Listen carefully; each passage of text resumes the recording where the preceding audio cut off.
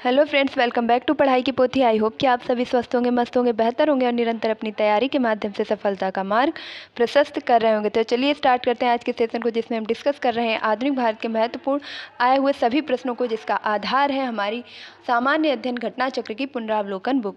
यहाँ आपकी सभी कम्पिटेटिव एग्जाम में आने वाले प्रत्येक प्रश्न को शामिल किया गया है। तो इससे पहले अगर आप चैनल पर नए हैं तो फटाफट से इसे सब्सक्राइब करें, बेल आइकन को प्रेस करें ताकि आगे आने वाली वीडियो की सभी नोटिफिकेशन आप तक पहुँच सकें। स्टार्ट करते हैं आज के सेशन को और लेते हैं आज का अपना पहला प्रश्न। तो आज का जो हमारा पहला प्रश्न है वह है कि सहायक संधि व्यवस्था को स्वीकार करने वाले प्रथम भारतीय देशी शासक कौन थे। ऑप्शन है आपके सामने ग्वालियर के सिंधिया, बी है हैदराबाद के निजाम, सी है पंजाब के दिलीप सिंह, डी है बड़ौदा के गायकवाड़ और ई है नागपुर के भोसले। तो आप फटाफट से अपने सही उत्तर का चयन कीजिएगा। तो यहाँ पर आपका राइट आंसर हो जाएगा ऑप्शन नंबर बी, यानी कि हैदराबाद के निजाम। और ऊपर जैसा कि आपको ये एक्सप्लेनेशन दिख भी रहा होगा, तो ये आपके लिए मोस्ट इंपॉर्टेंट है, इसे थोड़ा सा आप ध्यान से पढ़ेंगे। दिया गया है कि बेले जली की सहायक संधि स्वीकार की वे थे सबसे पहले किसने की, तो हैदराबाद ने। 1798 से 1800 के बीच में इन्होंने जो है मतलब यहाँ पर सहायक संधि का प्रभाव रहा है। मैसूर ने उसके बाद की 1799 में, तंजौर ने भी 1799 में, अवध ने 1801 में, पेशवा ने 1802 में और बरार के भोसले ने 1803 में, सिंधिया ने 1804 में, इंदौर के होलकर ने 1818 में, जोधपुर, जयपुर, मच्छेरी, बूंदी, भरतपुर। अतः अगर हम कहें कि लगभग कई राज्यों ने, कई जगहों पर ये बेले जली ने जो है सहायक संधि को लागू कर दिया था। और सबसे पहले कहाँ किया था, तो ये आपके लिए इंपॉर्टेंट था। आंसर हो जाएगा हैदराबाद के निजाम। सहायक संधि का जनक किसे कहा जाता है, ये आपके लिए मोस्ट इंपॉर्टेंट रहेगा कि सहायक संधि का जनक किसे कहा जाता है। तो आप याद रखेंगे कि जो सहायक संधि है इसका जनक कहा जाता है डुप्ले को। जनक किसे कहा जाता है, तो आंसर आपका हो जाएगा डुप्ले। इसे अच्छे से याद रखिएगा। अगर कहा जाए सर्वाधिक प्रयोग किसने किया, तो आप नाम याद रखेंगे वेले जली। किसने किया, वेले जली। इसीलिए सहायक संधि में आपको वेले जली का नाम देखने को मिल जाता है। नेक्स्ट प्रश्न देखेंगे। निम्नलिखित पर विचार कीजिए जिन्होंने लॉर्ड वेले जली के साथ सहायक संधि की थी और उनके द्वारा किए गए संधियों का सही कालानुक्रम नीचे दिए हुए कूट से पता कीजिए। यानी कि अब आपको सहायक संधि किए हुए सभी राज्य दिए गए हैं और उनको आपको कालक्रम के अनुसार लगाना है। तो सबसे पहले तो हम यहीं पर उनको क्रम से लगा लेते हैं ताकि कूट का चयन करने में हमें आसानी होगी। तो यहाँ पर आपके सभी सन जो हैं वो लिखे हुए हैं कि हैदराबाद को कब इसने जो है विलय किया, वेले जली ने सहायक संधि के अनुसार, तो 1798 में, मैसूर को 99 में, अवध को 1801 में और सिंधिया को 1804 में। तो इस प्रकार जो आपका क्रम से कूट आएगा वह आपका आ जाएगा 1 2 3 4। अब चलिए हम अपने कूट पर चलते हैं। तो यहाँ पर आपका जो ऑप्शन ए दिया गया है वही बिल्कुल राइट हो जाएगा, यानी कि 1 2 3 4। नेक्स्ट प्रश्न की तरफ बढ़ेंगे। अगला प्रश्न है कि भारतीय राज्यों पर अंग्रेजी प्रभुत्व स्थापित करने के लिए किसके प्रशासन में सहायक संधि प्रणाली का सूत्रपात किया गया। यानी कि सहायक संधि का सूत्रपात किसके प्रशासन में किया गया था। तो ऑप्शन ए है वारेन हेस्टिंग्स, बी है लॉर्ड वेले जली, सी है कॉर्नवालिस और डी है डलहौजी। तो आपका as it is same answer हो जाएगा। आंसर क्या होगा, Wellesley. Option number B is the right answer. Next प्रश्न है। अब देखिए थोड़ा सा इसके बारे में व्याख्या भी पढ़ लीजिएगा। वैसे आप सारी चीज़ें समझ चुके होंगे तो इतना खास नहीं है, फिर भी देखते हुए चलिए। वेले जली ने भारतीय राज्यों को अंग्रेजी राजनैतिक परिधि में लाकर अंग्रेजों की प्रभुत्ता स्थापित करने के लिए सहायक संधि प्रणाली का प्रयोग किया। इससे अंग्रेजी सत्ता की श्रेष्ठता और प्रभुसत्ता स्थापित हो गई। पिछले सेशन में हमने इस चीज़ को अच्छे से डिफाइन किया था। एक बार फिर से सुन लीजिएगा कि सहायक संधि के पीछे के कारण क्या थे। तो सबसे बड़ी बात कि जो नेपोलियन था वह अन्य सभी जगह पर जीत चुका था युद्ध, और वह पूरी तरीके से अग्रसर था किधर के लिए, तो भारत के लिए। तो ये अंग्रेजों के लिए बहुत बड़ी चुनौती बन गई थी कि किस तरह वे ईस्ट इंडिया कंपनी के व्यापार को और यहाँ पे चल रहे अपने शासन को बचाए रखें। किससे, तो नेपोलियन से। इसके चलते अंग्रेजों ने क्या किया कि कई राज्यों को मिला करके सहायक संधि पर हस्ताक्षर करने के लिए कह सकते हैं मजबूर भी किया कि आप लोगों को हमारी सहायक संधि स्वीकार करनी होगी। करना क्या था कि इसलिए शायद होता क्या था कि जो अंग्रेज थे वो अपने कुछ सैनिक, अंग्रेज क्या करते थे, अपने सैनिकों को भेजते थे राजाओं के संरक्षण के लिए। ये क्या करते थे, ये सैनिक राजा का संरक्षण करते थे। इसके बदले में जो खर्च होता था, राजा क्या करते थे, इन सैनिकों का जो खर्च होता था वह राजा ही व्यय करता था। शर्त ये थी कि जो सैनिक हैं वह किसका आदेश मानेंगे, तो सैनिक आदेश मानेंगे अंग्रेज का। किसका आदेश मानेंगे, अंग्रेज का। बदले में राजा को क्या करना होगा कि वह बाहर से आए हुए किसी भी विदेशी को, किसी भी विरोधी को अपने यहाँ पनाह नहीं देगा, राजा पनाह नहीं देगा। साथ ही साथ राजा उसके साथ किसी भी सहक्रिया में शामिल भी नहीं होगा, और उसके बदले में ये सैनिक क्या करेंगे, राजा के राज्य की और राजा की सुरक्षा करेंगे। लेकिन देखिए यहाँ पर कितना दिमाग उन्होंने लगाया कि खर्चा कौन उठाएगा, राजा उठाएंगे। तो ये कैसी सुरक्षा थी कि आप तो हमारे ऊपर पूरे समय शासन कर ही रहे हैं, सिर्फ बाहरी लोगों से सुरक्षा थी। तो वो कहने के लिए था कि राजा की सुरक्षा है। कारण तो ये था कि जब राजा सुरक्षित रहेंगे तो बीच में केंद्र में बैठा, जब यहाँ वहाँ के सभी राजा हमारे सुरक्षित रहेंगे तो केंद्र में बैठी ईस्ट इंडिया कंपनी यानी कि अंग्रेजों को कोई खतरा नहीं रहेगा। तो ये एक प्रकार का सिर्फ प्रलोभन था राजाओं के लिए, जो कि सहायक संधि के अंतर्गत देखने को मिलता है। नेक्स्ट देखेंगे, ईस्ट इंडिया कंपनी का राजपूत राज्यों से सहायक संधि करने का मुख्य उद्देश्य क्या था। तो देखिए अभी उनका कारण क्या था, कैसे सहायक संधि हुई, ये सारी चीज़ों पर हमने चर्चा की। अब हम देखेंगे कि जो राजपूत राज्यों से इन्होंने सहायक संधि की उसका कारण क्या था या मुख्य उद्देश्य क्या था। ऑप्शन है शत्रुओं के विरुद्ध सैनिक सहायता प्राप्त करना, बी है मराठा पिंडारी आक्रमण से इन राज्यों की सुरक्षा करना, सी है खिराज के रूप में धन प्राप्त करना, डी है अंग्रेजों की प्रभुसत्ता स्थापित करना। तो ये राजपूत राज्यों में सहायक संधि क्यों लागू करना चाहते थे, तो इनका मुख्य उद्देश्य था option number D is the right answer, अंग्रेजों की प्रभुसत्ता स्थापित करना। यानी इनके पीछे इनका जो मुख्य कह सकते हैं विजन था वह था अपनी प्रभुसत्ता स्थापित करना। यानी प्रत्येक राजा, प्रत्येक राज्य क्या होगा, इनके ही सैनिकों के संरक्षण में होगा, और सैनिक किसके कहने पर कार्य करेंगे, इनके कहने पर। नेक्स्ट प्रश्न देखेंगे। अगला प्रश्न है कि निम्नांकित युग्मों में से कौन सा सही सुमेलित नहीं है। अब कुछ घटनाएं और उनका कालक्रम दिया गया है, तो आपको जो सही नहीं है उसका चयन करना है। जैसे पहला है आपका बक्सर का युद्ध 1764 में, तो ये बिल्कुल सही दिया गया है। और ये किसके किसके मध्य हुआ था, तो इसे भी एक बार फिर से रिकॉल करते हुए चलेंगे। तो यहाँ पर कौन था, बंगाल के नवाब कौन थे, तो बंगाल का नवाब था मीर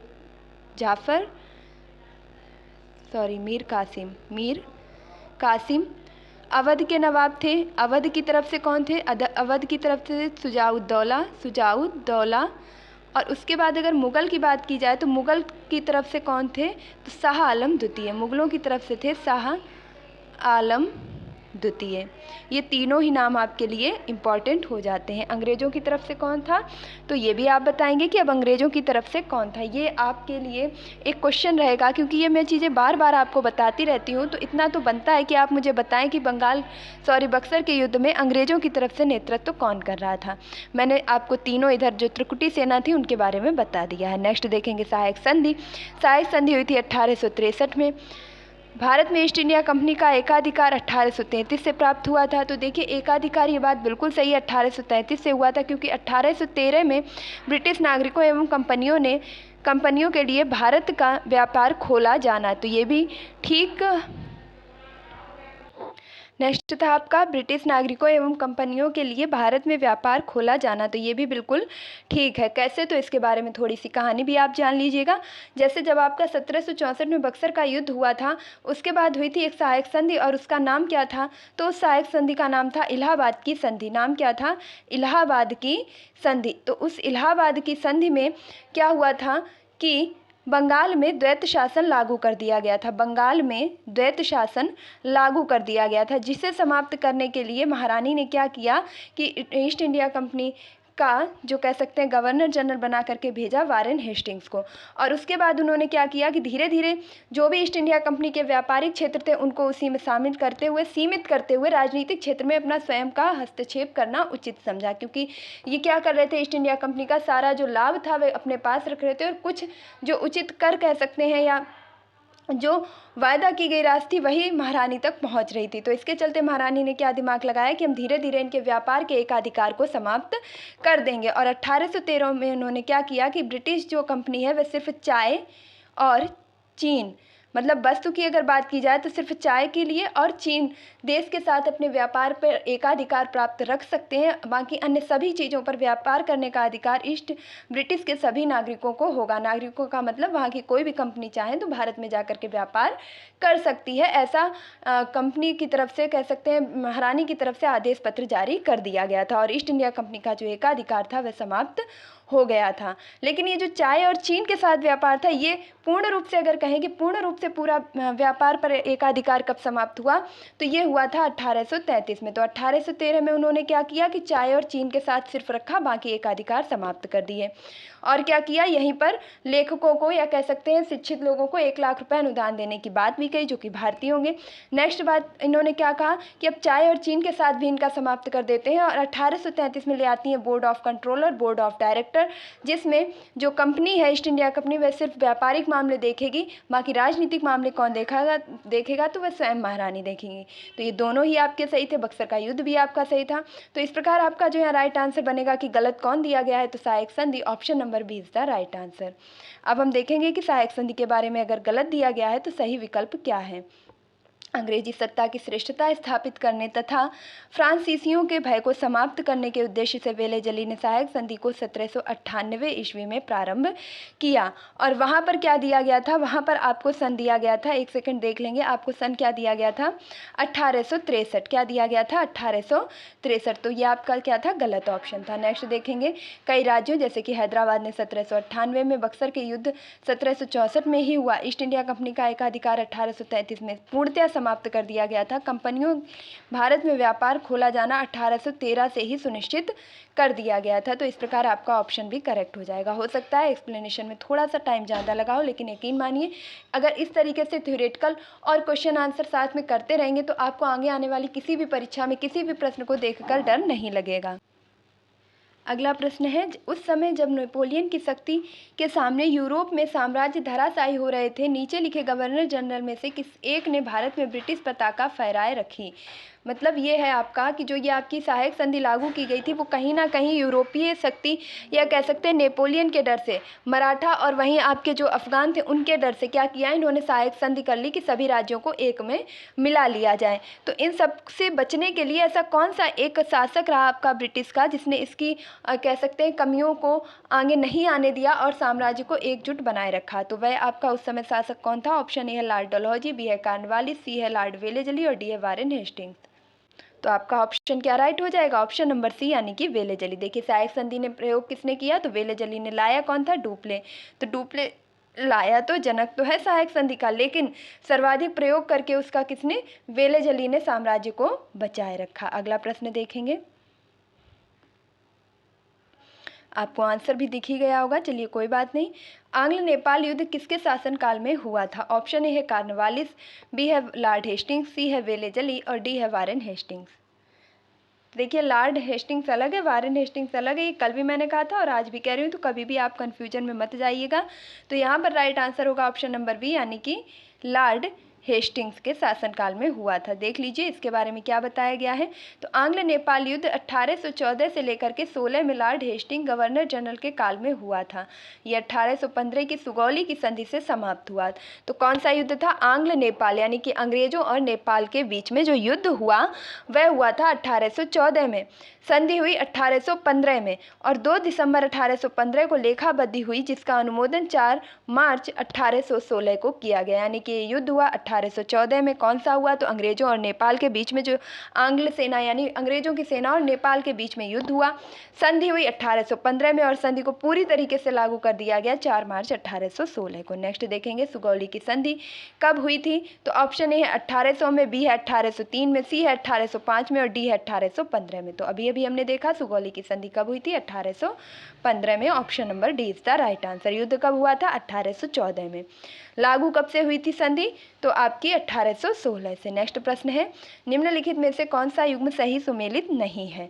ऑप्शन है हेक्टर मुनरो का संबंध बक्सर के युद्ध से है, लॉर्ड हेस्टिंग का संबंध आंग्ल नेपाल युद्ध से है और वेलेजली का संबंध चतुर्थ आंग्ल मैसूर युद्ध से है, कॉर्नवालिस का संबंध तृतीय आंग्ल मराठा युद्ध से है।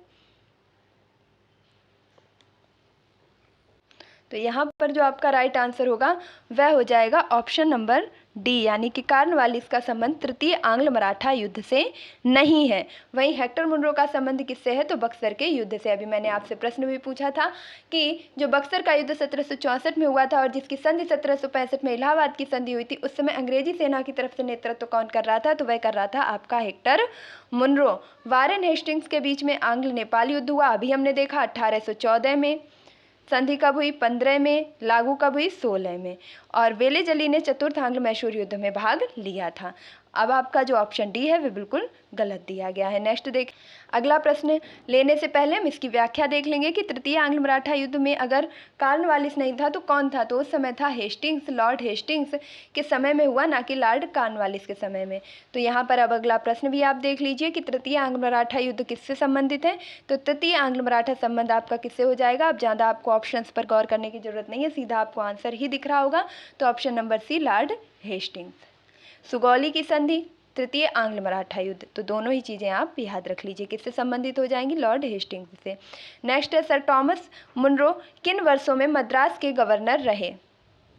प्रश्न क्या है कि सर टॉमस मुनरो किन वर्षों में मद्रास के गवर्नर रहे? ऑप्शन है 18 से 20 से 27 के बीच, 19 से 26 के बीच, 22 से 29 के बीच, 1818 से 1825 के बीच। तो यहाँ पर जो राइट आंसर बनेगा, बिना समय व्यर्थ किए सीधे उत्तर पर चलते हैं, तो ऑप्शन नंबर ए 1820 से लेकर के 1827 ईस्वी के बीच। देखिए, अगर आपने पहले कभी एक्सप्लेनेशन नहीं भी पढ़ रखा है, इतनी डीपली तैयारी नहीं भी की है, और अगर आप लगातार सेशन से जुड़े हुए हैं, प्रैक्टिस सेट 1 से देख रहे हैं, तो यकीन मानिए आपका आधुनिक भारत के प्रति जो डर है, जो आपको लगता है कि चीज़ें समझ नहीं आती, वो सब कुछ आपको बाय कॉन्सेप्ट, थ्योरेटिकल सभी तरीके से समझ आएंगे। साथ ही साथ आपकी एक बेहतरीन प्रैक्टिस भी होगी। तो आप किसी भी एग्ज़ाम की तैयारी कर रहे हो, चैनल को सब्सक्राइब करना बिल्कुल भी मत भूलिएगा।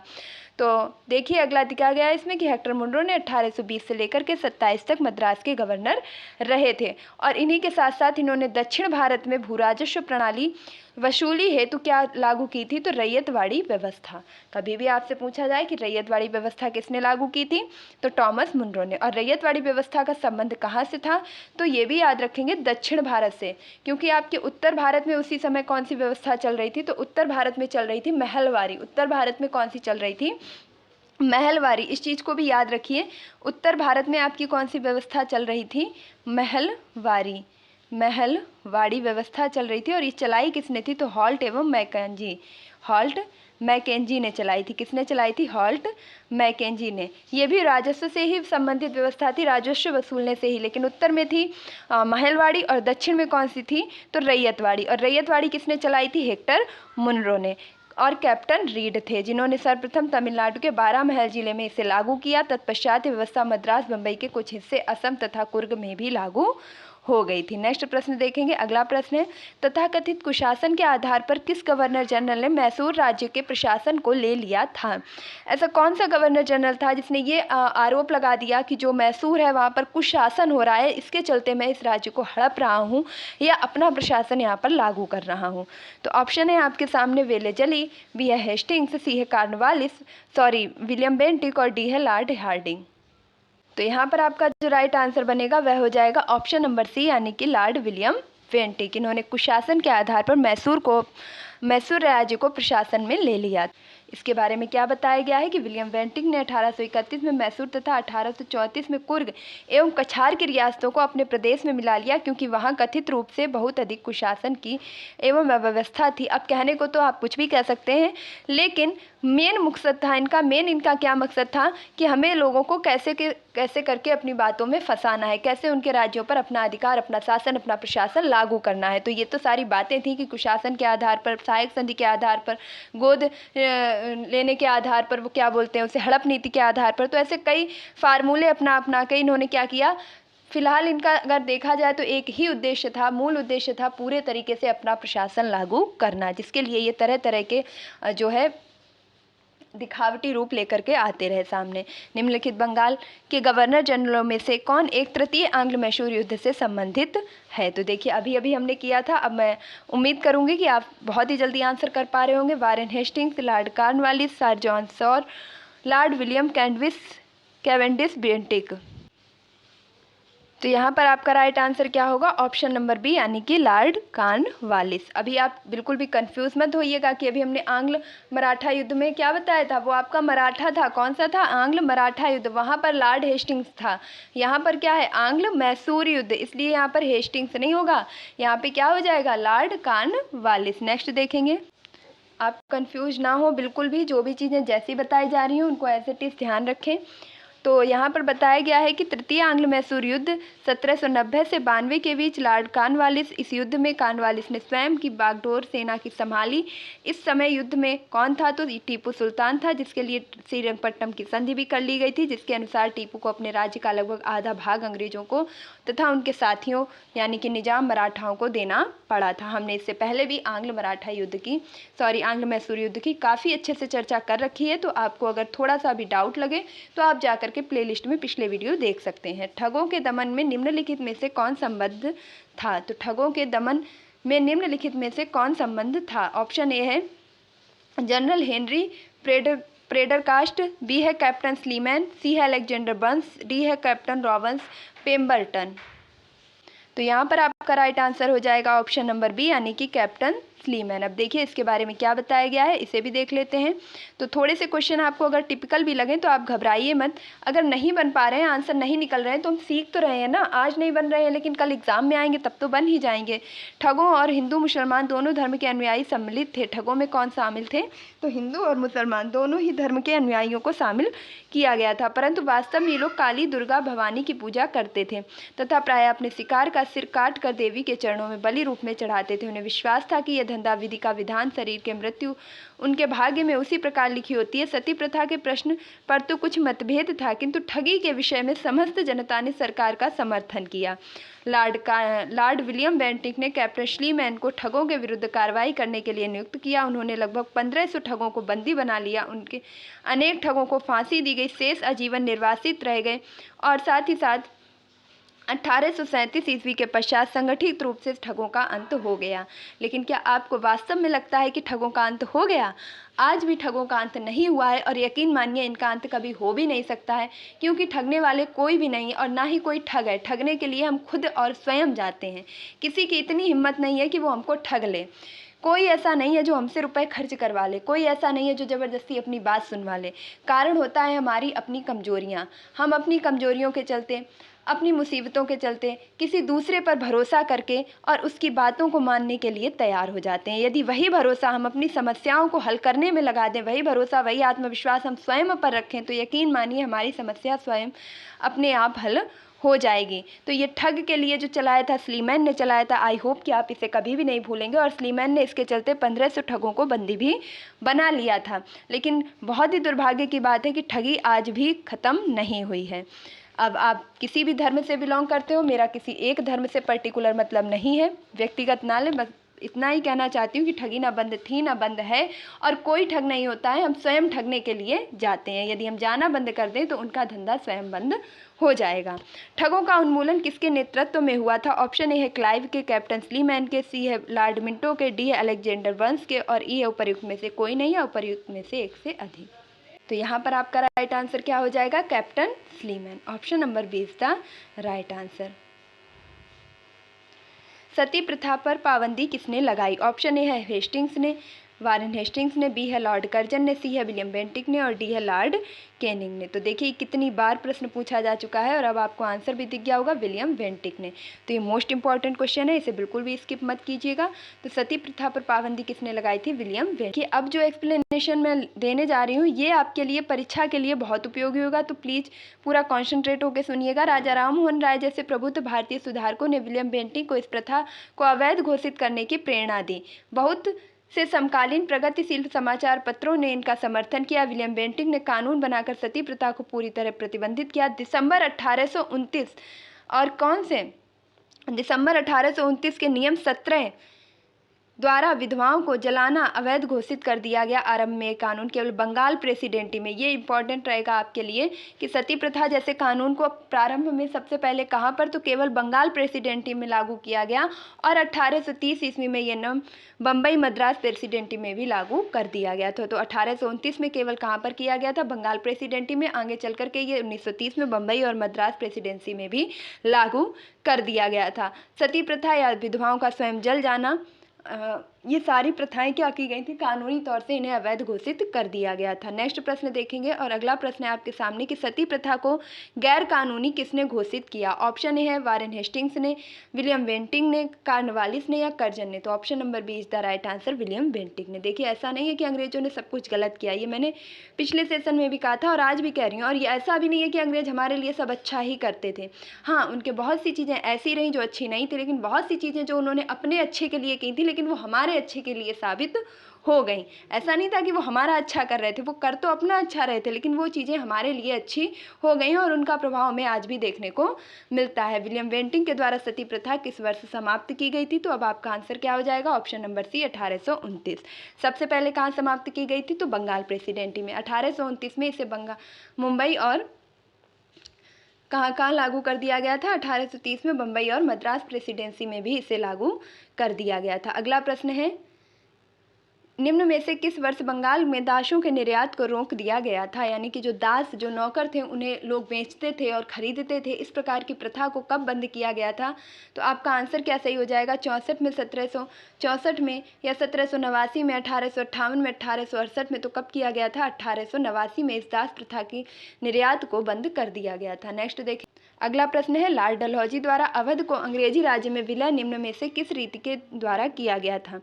तो अपहरण की नीति से, युद्ध द्वारा, सहायक संधि से या कुप्रशासन के आधार पर। तो याद रखेंगे कि डलहौजी ने अवध को जो अपने शासन में ले लिया था, वह कहा था कि कुप्रशासन के कारण, यानी कि यहाँ पर शासन अच्छा नहीं चल रहा है, इसलिए मैं इसे अपने कब्जे में ले रहा हूँ, जैसा कि हमने पहले के भी क्वेश्चंस में पढ़ रखा था। नेक्स्ट देखेंगे, अगला प्रश्न है कि इससे पहले थोड़ी व्याख्या भी देखते हुए चलेंगे। जैसे डलहौजी ने अवध के नवाब वाजिद अली शाह पर कुशासन का आरोप लगाकर 13 फरवरी 1856 को अवध को अंग्रेजी राज्य में विलय कर लिया। अवध के अतिरिक्त डलहौजी ने व्यपगत के सिद्धांत से, अब व्यपगत का सिद्धांत यानी विलय का सिद्धांत, विलय का सिद्धांत यानी कि आपके गोद निषेध भी जिसे कह सकते हैं, यानी कि राजा का यदि अपना कोई पुत्र नहीं है तो उसका सारा साम्राज्य जो है वह किसके अधिकार क्षेत्र में चला जाएगा, तो अंग्रेजों के। तो इसके चलते इसने किसे विलय कर लिया था, तो सतारा को किया था, फिर जैतपुर को किया था, संभल को 1849 में कर लिया था, बगहात को 1850 में, उदयपुर को 1852 में, झांसी को 1854 में, जो कि मोस्ट इंपॉर्टेंट रहता है क्योंकि यहाँ पर आपकी एक महारानी जो वह हैं लगातार युद्ध कर रही थी, तो यहाँ पर महारानी से लड़ते हुए इन्होंने जो है इसे विलय की नीति द्वारा हड़प लिया था। नागपुर को 1854 में और करौली को 1855 में। तो यहाँ पर आपका राइट आंसर क्या हो गया था, कुशासन के आधार पर इसने हड़प लिया था अवध को। ऑप्शन नंबर 20 था राइट, डी। चलिए अगला प्रश्न दिया गया है कि बगहात रियायत का ब्रिटिश में विलय कब हुआ। ऑप्शन है 1848 में, बी है 1850 में, सी है 1852 में और डी है 1853 में। तो यहाँ पर एक्सप्लेनेशन साथ साथ इसीलिए दिया जा रहा है ताकि आप पढ़ें, प्रैक्टिस करें और सीखें। यही गलत करें, यही प्रैक्टिस करें और यही हमेशा के लिए सीख भी लें। तो बगहात को कब मिलाया गया था, 1850 में। ऑप्शन नंबर 20 था राइट आंसर। नेक्स्ट देखेंगे, ब्रिटिश साम्राज्य में अवध का विलय कब हुआ था, जो कि कुशासन के आधार पर नवाब वाजिद अली शाह को कुशासन के आधार पर हटा करके अवध को अपने अधिकार क्षेत्र में वारेन डलहौजी ने ले लिया था। 1853 में, 1854 में, 1855 में, 1856 में। तो राइट आंसर क्या हो जाएगा आपका, 1856 में। Option number D is the right answer. यहाँ पर एक नहीं कई सारी परीक्षाओं के अलग अलग प्रश्न पूछे जा चुके हैं, उन सभी को शामिल किया गया है। नेक्स्ट प्रश्न देखेंगे, विलय का सिद्धांत के तहत निम्नलिखित राज्यों के विलय पर विचार कीजिए, उन्हें काल क्रमानुसार व्यवस्थित कीजिए, यानी कि क्रम के अनुसार। तो देखिए अभी अभी हमने देखा था कि, तो स्टार्ट करते हैं फटाफट से अपने सन को लिखना। और कूट देखने से पहले हम ये देखेंगे कि कौन सा किस सन में जो है हड़पा गया, विलय किया गया, उसका सन लिखते हैं, उसके बाद हम कूट को मिलाएंगे। तो सबसे पहले अगर सतारा की बात की जाए तो ये था आपका कब, तो 1848 में इसे हड़प लिया गया था। वहीं झांसी की बात की जाए तो ये 1854 में था। कब था, 1854 में। देखिए यहाँ पर मेरे साथ साथ बोलिए, और आपको याद हो जाएगा। तो सतारा को 48 में, झांसी को 54 में और बघात को तो हमने अभी अभी देखा था, कब, तो 1850 में। वहीं अगर बात की जाए उदयपुर की, तो उदयपुर को 1852 में। तो चलिए अब क्रम से लगाइए फटाफट से। तो सबसे पहले तो आपका आएगा विकल्प 1 यानी कि 1848, उसके बाद आएगा 3 यानी कि बघात 1850, नेक्स्ट आएगा आपका उदयपुर यानी कि ऑप्शन नंबर 4 1852 में, और फिर आएगा आपका लास्ट में झांसी 1854 में। तो 1 3 4 2, अब ये कूट आपका दिया गया है ऑप्शन नंबर सी में, तो option number C is the right answer. एक बार फिर से देख लीजिएगा। अवध को कुशासन के आधार पर हड़प लिया गया था, सतारा को विलय किया गया था 1848 में, बघात को 1850 में, झांसी को 1854 में, उदयपुर को 1852 में। नेक्स्ट प्रश्न देखेंगे और अगला आज का आपका सेकंड लास्ट प्रश्न है, अधोलिखित निगमों में से कौन सा सुमेलित है। तो सतारा का विलय किया गया था 1849 में। क्या ये बात सही है? तो ये आपका गलत है, क्योंकि इसे कब विलय किया गया था? 1848 में। अभी अभी हमने देखा 1848 में पंजाब का विलय किया गया। जी नहीं, 1848 में किसका विलय किया गया था? तो 1848 में किया गया था सतारा का। 1848 में किसका किया गया था? सतारा का। और नेक्स्ट है आपका 1856 में, और 1856 में किया गया था अवध का विलय, और 1855 में किया गया था झांसी का। तो झांसी का किया गया था 1854 में, 1854 में। तो ये तीनों ही आपके गलत हैं। तो इस प्रकार ऑप्शन सी आपका राइट हो जाएगा, यानी कि 1856 में अवध का विलय कर लिया गया था। तो 1856 में अवध का विलय, 1849 में सतारा का विलय, 1854 में झांसी का विलय, 1850 में बघात का विलय, और 1852 में उदयपुर का विलय। आई होप कि आप चीज़ों को आसानी से समझ पा रहे हो। और आज का हमारा लास्ट प्रश्न है, निम्नलिखित में से किसने विलय नीति नियोजित एवं क्रियान्वित की थी। तो ऑप्शन ए है वेलेजली ने, बी है हेस्टिंग्स ने, सी है डलहौजी ने, और डी है क्लाइव ने। तो यहाँ पर आपका राइट आंसर क्या हो जाएगा? ऑप्शन नंबर सी, यानी कि डलहौजी ने विलय नीति को अपनाया था, बनाया था, क्रियान्वित किया था। बेलेजली ने क्या किया था? तो सहायक संधि को किया था। ठीक, इस चीज़ को याद रखेंगे।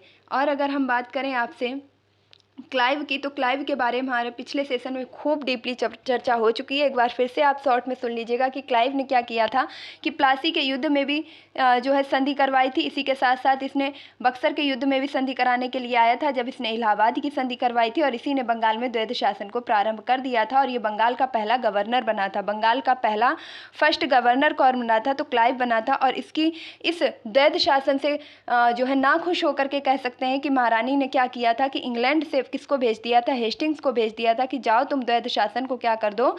समाप्त कर दो, ताकि वहां की जनता का रोष इनके ऊपर कम हो जाए। तो इसको फिर इन्होंने बना दिया था गवर्नर जनरल। क्या बना दिया था? Governor general. तो पहला गवर्नर कौन था, यदि प्रश्न ये पूछा जाए तो पहला गवर्नर था आपका क्लाइव।